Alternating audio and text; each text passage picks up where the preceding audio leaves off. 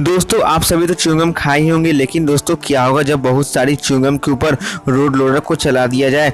क्या road loader सभी chewing gum को चपटा कर देगा या बड़ा कर देगा, चलिए देखते हैं। वैसे ही एक्सपेरिमेंट किया है क्रेजी एक्स वाई जेड ने। दोस्तों जब तक इस च्युइंगम को बाहर निकाला जा रहा है तब तक आप वीडियो को लाइक और चैनल को सब्सक्राइब जरूर कर ले। जल्दी करो, मुझे पता है कि आप लोग नहीं करते, वीडियो देखने के लिए सब्सक्राइब नहीं करते। लाल कलर का बटन नहीं दबाओ, जल्दी दबाओ फिर मैं शुरू करूँ। दबा दो जल्दी, दबा दिया घंटे में।